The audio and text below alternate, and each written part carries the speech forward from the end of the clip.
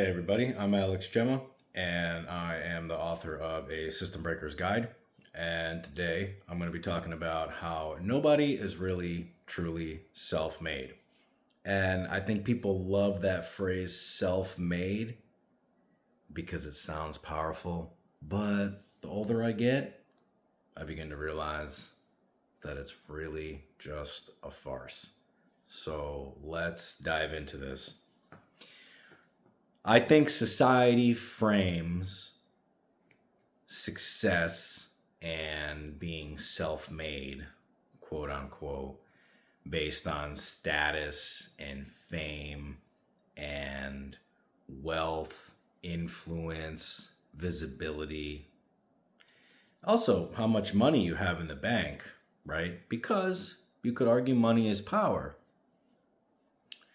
So, really, though, success is a culmination and a combination of many things, including timing, opportunity, external support, perseverance, skill, and also your environment.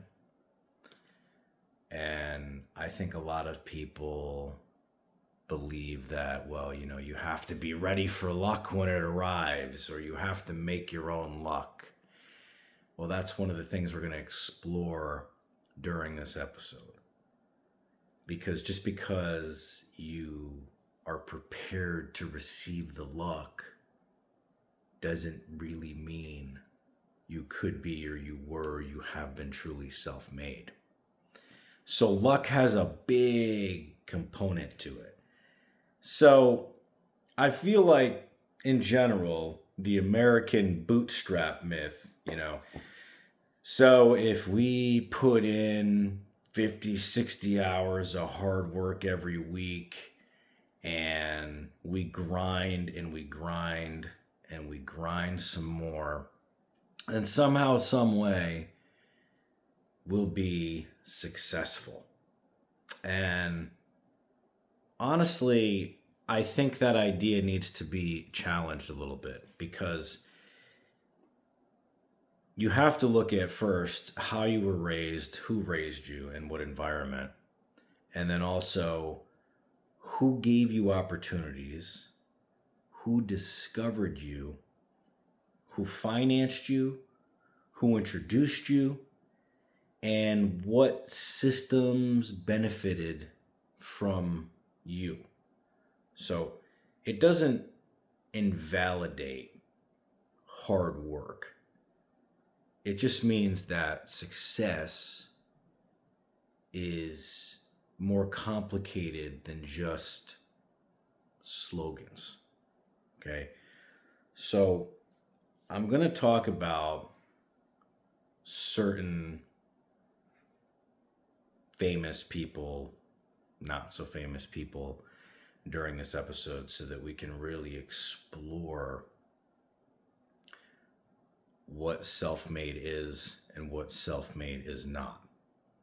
And I will also talk a little bit about myself as well, and where I fit relative to this whole idea of being self-made. So, talking about true rags to riches, two women come to my mind: J.K. Rowling and Oprah.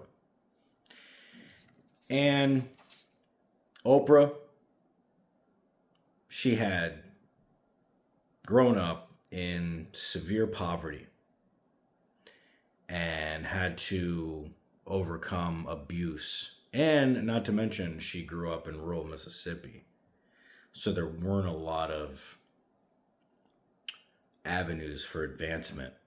It's not like she grew up in the middle of New York City or LA, for example.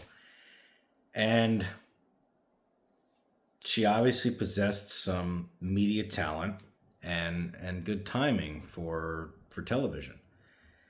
So essentially, for Oprah, opportunity appeared, and she maximized that opportunity to an insane level. She is one of the very few female billionaires. And I believe J.K. Rowling was on that list. I'm not sure if she is now because I know she's made many donations in the recent past. But the point still stands that Oprah, for example, wasn't just born with a fancy dress and a microphone in her hand on a stage. Okay. She had timing. Really, that's what she had. And she had an insatiable drive to build and continue to develop her career. So that honestly is something as close to self-made as I could view it personally. Similarly with J.K. Rowling. Because with J.K. Rowling, you have someone who had an idea about Harry Potter, and she wrote it. Not one book, not two books. She ended up writing a series.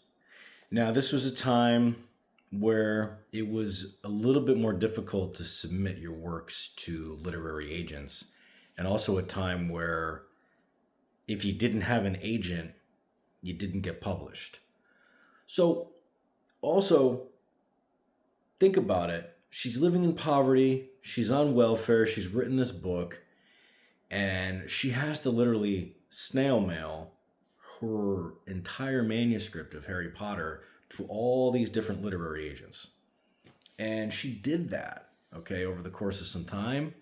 And she submitted to dozens, if not hundreds of literary agents, all of whom read her query letter and probably the first few pages of Harry Potter or the summary and said, nope, not for me, or it's not going to amount to anything or something to that effect. But she persevered, and she finally found that one agent who believed enough in her story to get it in front of a publisher. Well, the rest is history, right?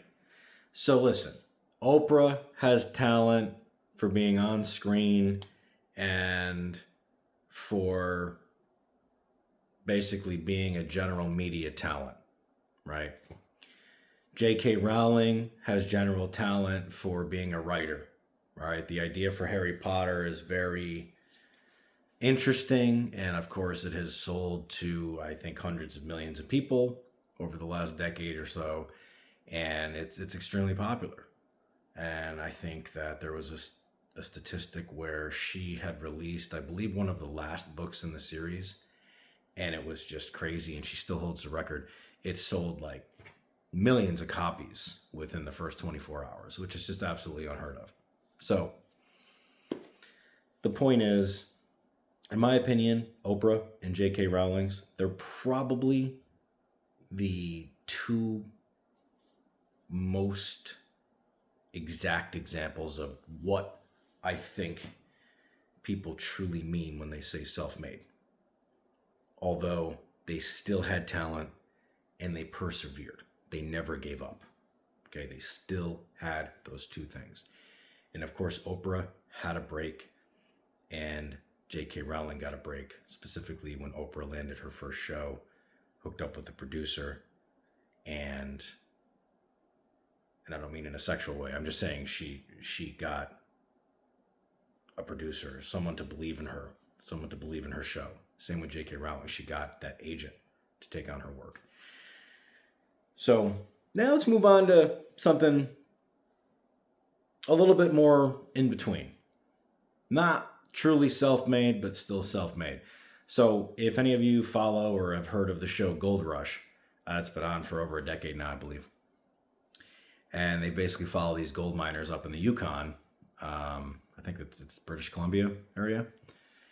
And they have placer mines. So they're not like these big mines where they're using explosives and it's just basically quantity over quality. So they're not blasting millions of tons of rock just to get a couple ounces of gold.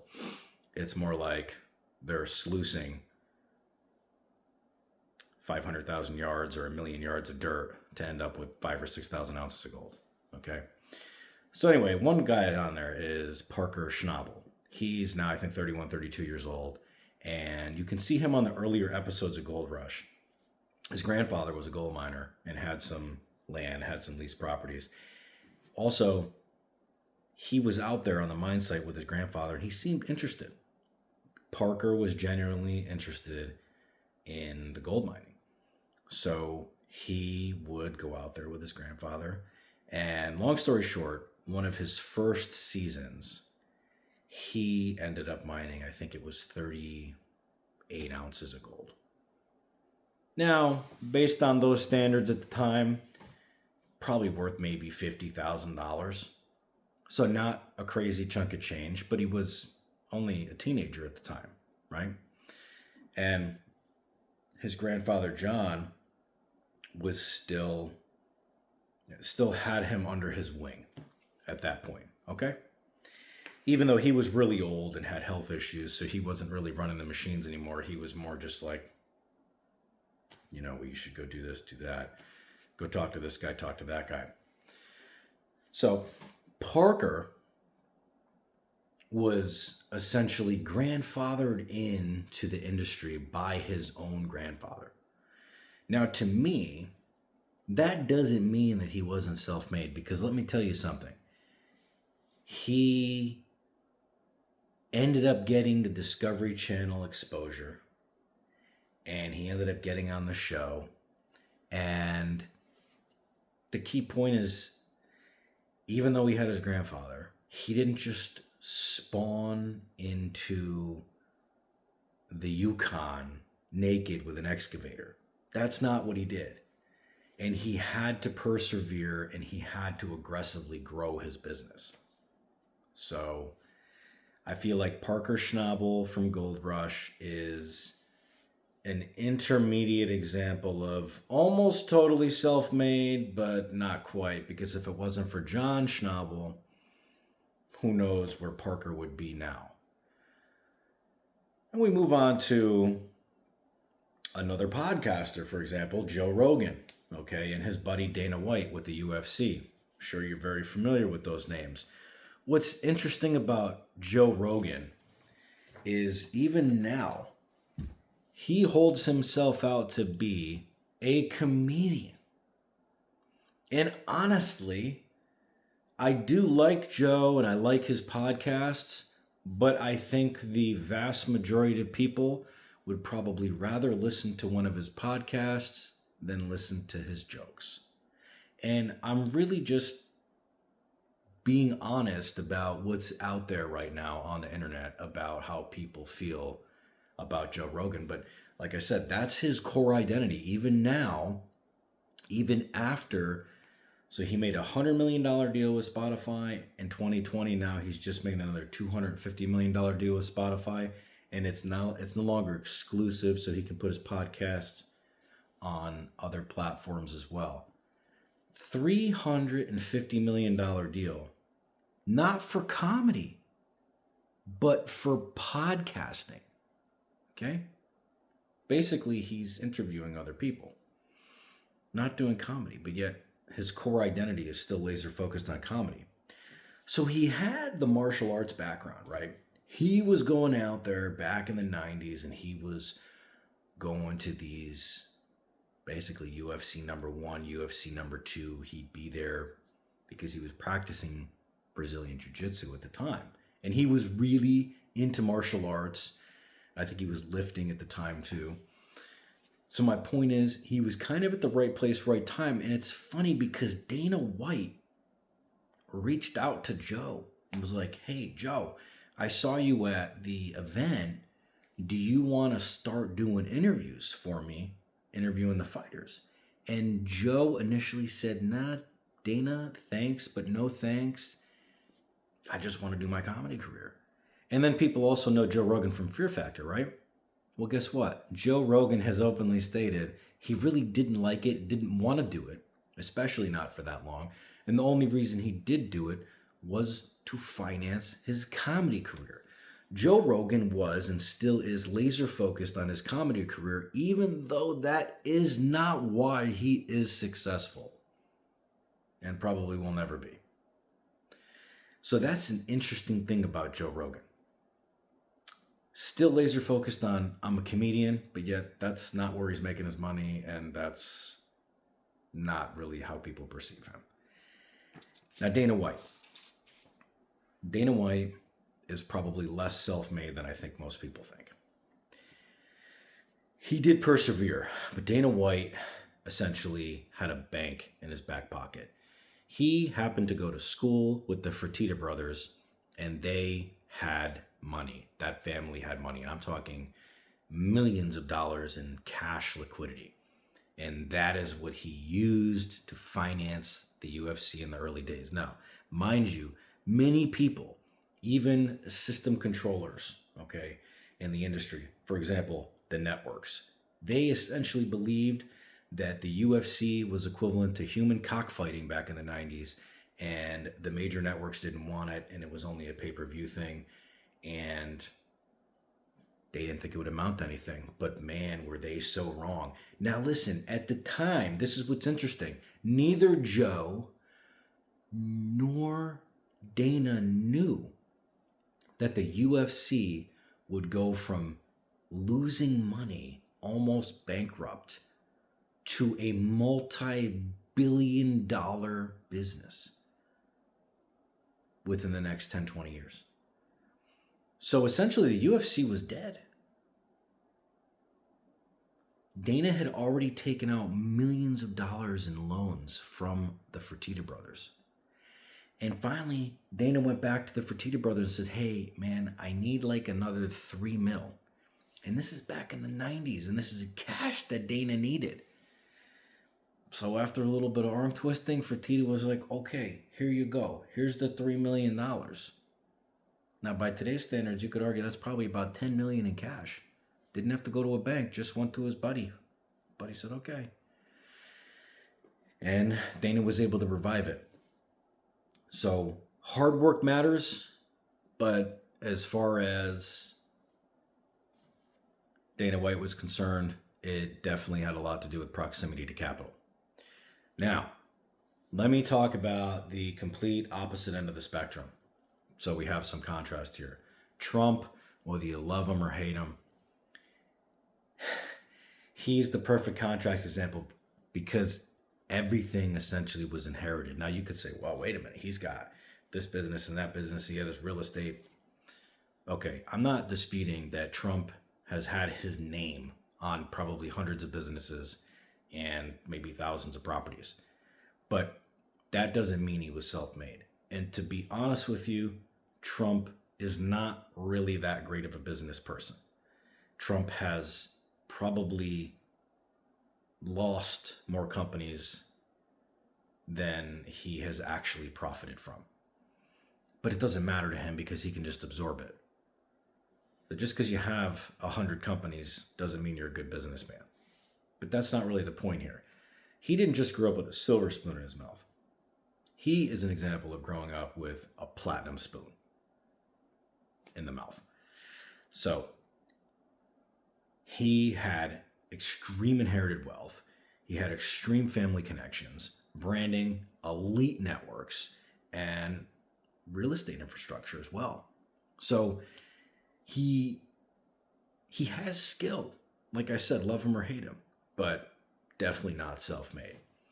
Now, before I move to the closing thought here, let me talk about my own life for a minute. So what I have amassed and acquired and achieved over the past 15 years with my businesses, some would look at and say, wow, that's tremendous, and I would kill to have what he has. While others would say, that ain't shit, or something to that effect, and others may think something in between.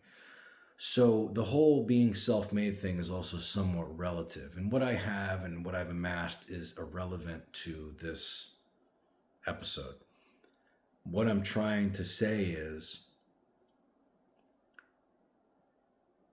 it is definitely relative to who is saying, okay, well, you're self-made. Like, you made it, buddy. Like, I know we've all heard that before, like, oh, you made it. So, for example, you look at a rapper like Lil Wayne, you know, his homies back in New Orleans would say, well, you made it, bro. You made it. Whatever that really means. You made it. What does that really mean?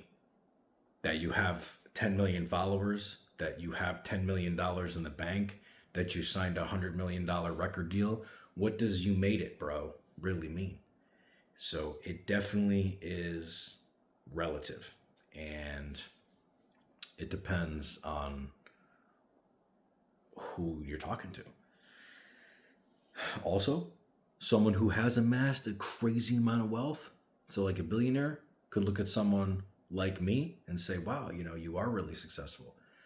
Or they could have the opposite viewpoint. It really depends. So it also depends on what you personally consider to be the parameters, so to speak, of what self-made is. So, you know, I'll leave it off by saying the myth of being self-made simply survives because people want simple stories. Okay? But the truth is, real success is usually very messy. And it's a combination of people, timing, luck, systems, failure, opportunity, and persistence all colliding together.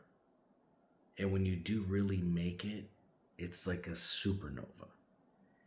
So nobody is really self-made, but some people do far more with the opportunities presented than others. And that is the difference.